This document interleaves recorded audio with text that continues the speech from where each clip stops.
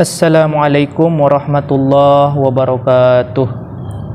Bismillah, alhamdulillah alladzi ja'ala syahru Ramadan wa syahru siyam wa anzala fihi al-Qur'an maw'izatan wa shifaa'an lima fis suduri wa hudaw wa rahmah. Asyhadu an la ilaha illallah wahdahu la syarika lah wa asyhadu anna Muhammadan abduhu wa rasuluh. Allahumma salli ala sayidina Muhammad wa ala ali sayidina Muhammad, amma ba'du. Pertama-tama mari sama-sama kita panjatkan puja dan puji syukur kita kehadirat Allah Subhanahu wa taala atas segala rahmat, taufik, hidayah yang telah Allah berikan kepada kita semua, sehingga pada bulan Ramadan ini kita masih dapat melaksanakan puasa di bulan Ramadan di siang harinya, kemudian melaksanakan qiyamul lail di malam harinya. Mudah-mudahan segala amal ibadah kita diterima oleh Allah Subhanahu wa taala.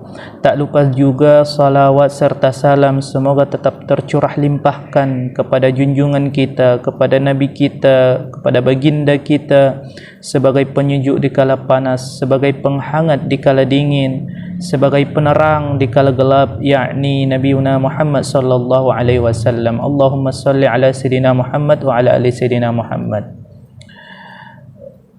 Ucapan terima kasih saya sampaikan kepada DPP Imakamus yang telah mengajak saya untuk berkontribusi memberikan sedikit ilmu pengetahuan di bulan puasa ini, di bulan yang penuh berkah ini, yaitu bulan Ramadan, di mana saat ini kita masih berada dalam suasana momentum Ramadan, yang mana kita ketahui bahwa Al-Quran itu diturunkan di bulan Ramadan, tepatnya di malam Lailatul Qadar. Maka oleh karena itu pada kesempatan kali ini saya akan membahas tentang Al-Quran dan peradaban. Hadirin yang dirahmati oleh Allah, secara sederhana peradaban adalah pengembangan makna dari kata budaya, di mana di dalamnya ada kreativitas, ada inovasi, ada progresivitas yang kemudian mengarah kepada efektivitas dan efisiensi kehidupan manusia yang diiringi dengan kemajuan sarana-sarana pendukung di dalam kehidupan bermasyarakat. Dan ini bisa kita dapatkan ketika berada di kota-kota besar. Al-Quran ketika berbicara tentang kebudayaan, maka kita akan menemukan beberapa referensi yang menyebutkan bahwa pada masa dulu, sebagaimana yang terekam di dalam Al-Quran itu sudah ada. Profesor Quraisy Shihab menyebutkan bahwa salah satu keistimewaan Al-Quran itu bisa dilihat dari 3 sisi.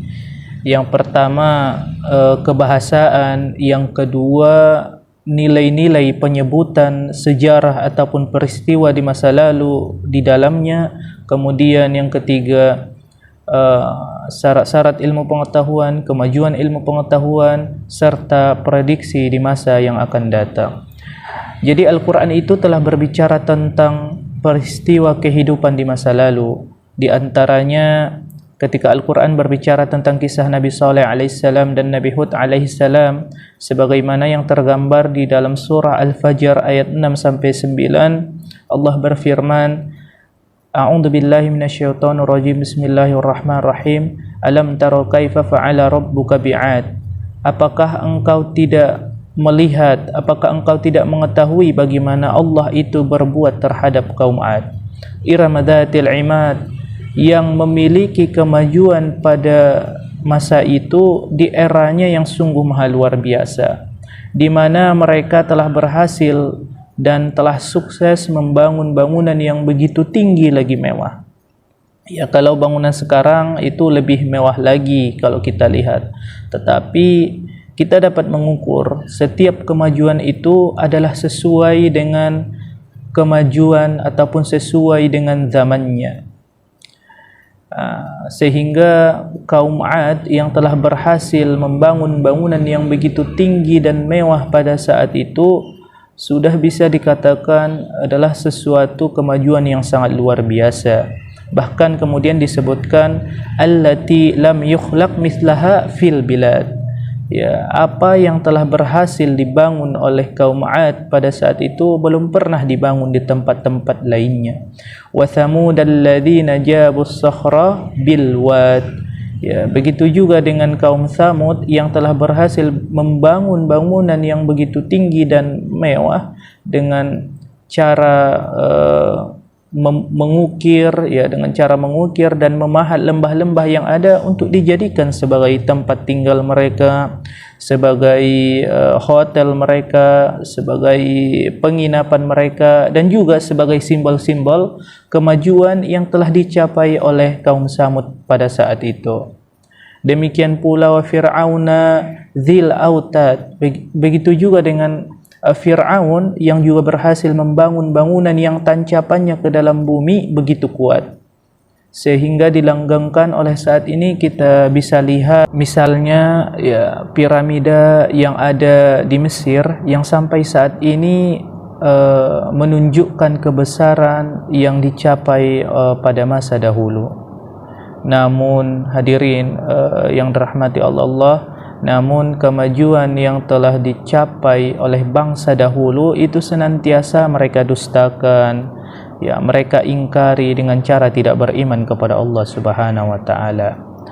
Kemajuan yang telah didapatkan tidaklah membuat mereka sujud tersungkur di hadapan kemahakuasaan Allah Subhanahu wa taala, tetapi mereka lebih menonjolkan atas pencapaian yang telah dialaminya. Nah, ketika kemungkaran, ketika kejahatan yang terjadi itu semakin menjadi-jadi, dari sisi kemudian tidak mempertuhankan lagi pencipta alam semesta, bahkan mereka menganggap bahwa kemajuan mereka adalah hasil kreativitas mereka, hasil usaha, hasil kepintaran yang mereka dapatkan. Sehingga kemudian yang terjadi apa? Ketika Nabi Saleh alaihissalam dan Nabi Hud alaihissalam diutus kepada kedua kaum itu, kemudian didustakan, diingkari, dihina, dicaci, bahkan konon di dalam sejarahnya, ya, untuk menunjukkan kebenaran yang dibawa oleh Nabi Saleh alaihissalam, untuk menunjukkan bahwa dia benar-benar rasul. Lalu kemudian lahirlah seekor unta yang kemudian lahir dari batu, yang menunjukkan bahwa pada saat itu hal ini tidak mungkin terjadi sebagai tanda kemukjizatan yang dimiliki oleh para anbiya dan rasul ini. Itu pun justru dibunuh oleh mereka. Simbol-simbol kemukjizatan yang nampak secara fisik pada saat itu, ya, untuk menundukkan keegoan mereka, untuk menundukkan kesombongan mereka, itu pun justru dihina, dibunuh, dihilangkan, dan seterusnya. Dan kemudian pada akhirnya dijelaskan di dalam surah Al-Haqqah ayat 5-7. Di sana dijelaskan ketika kaum Tsamud dan kaum 'Ad mendustakan tentang hari kiamat, sehingga Allah Subhanahu wa taala menimpakan kepada kaum Tsamud sebuah bencana berupa gempa dan suara yang sangat dahsyat, suara yang sangat kencang, suara yang dapat memekikkan telinga, dan pada akhirnya mereka semua tewas dan terbunuh, tidak ada yang tersisa. Demikian juga wa amma 'adun fa ukhliqu birihin sarsarin 'atiyah. Ya, demikian juga dengan kaum 'Ad yang kemudian Allah timpakan kepada mereka sebuah bencana berupa angin yang sangat kencang, ya, angin yang sangat kencang yang tiada hentinya. Selama 8 hari 7 malam, sehingga dengan bencana itu mereka semuanya tewas, binasa, dan tidak ada yang hidup satupun. Dan pada akhirnya karena kejadian ini terjadi ribuan tahun yang lalu, yang kemudian hilang dari pandangan persaksian generasi saat ini, tetapi karena kemajuan ilmu pengetahuan yang kemudian tidak sedikit orang yang meragukan, ya, yang tidak sedikit orang yang meragukan akan visualisasi yang diinformasikan, yang disampaikan oleh kitab suci Al-Quran. Tetapi saat ini terbukti, ya, kemajuan ilmu pengetahuan, kemajuan ilmu arkeologi misalnya, di daerah Syria Utara itu ada yang bernama kota Ebla. Ini adalah sebuah prasasti yang menunjukkan bahwa kaum Samud dan kaum Ad pada saat itu, sebagaimana yang tergambar di dalam Al-Quran, itu sudah ada. Mereka sudah mengalami sebuah kemajuan yang sangat luar biasa, kemajuan yang sangat hebat. Tetapi karena mereka itu ingkar kepada Allah, ya, durhaka kepada Allah, sehingga Allah Subhanahu wa taala menurunkan bencana untuk mereka, membinasakan mereka dan juga menghancurkan mereka sehancur-hancurnya. Hadirin yang dirahmati oleh Allah, apa yang terdapat di dalam Al-Quran ini adalah petunjuk buat kita. Ketika Al-Quran pertama kali menyebutkan dzalikal kitabul la raiba fih, ini menunjukkan bahwa tidak ada keraguan di dalamnya, agar kita sejak awal telah mempercayai secara seksama apa yang diinformasikan melalui kitab suci Al-Quran.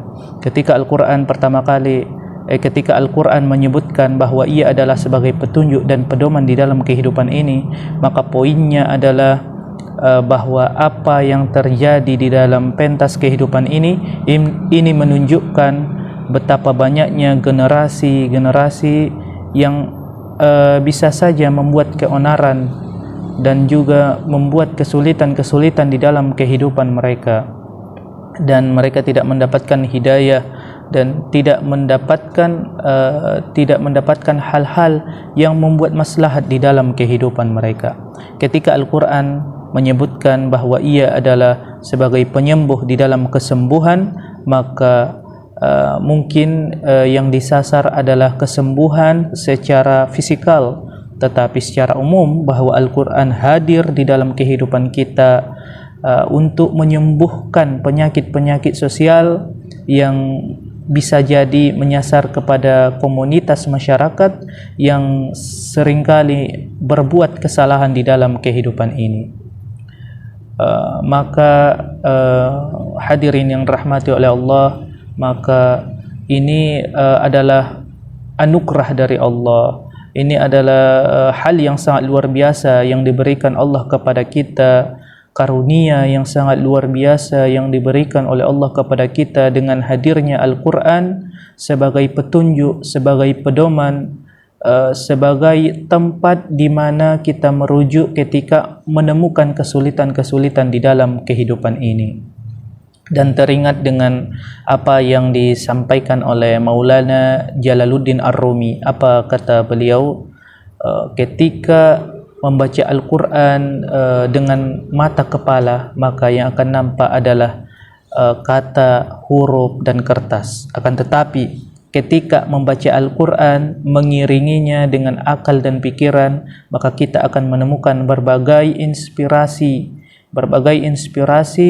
di dalam pembacaan kitab suci Al-Quran.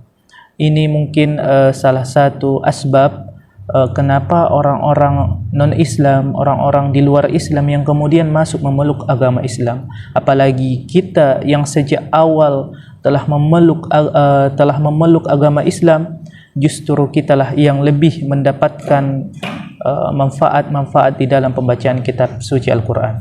Kalau membaca Al-Quran menurut Maulana Jalaluddin Ar-Rumi, mengiringinya dengan hati, maka kita akan menemukan cinta di dalam kehidupan ini.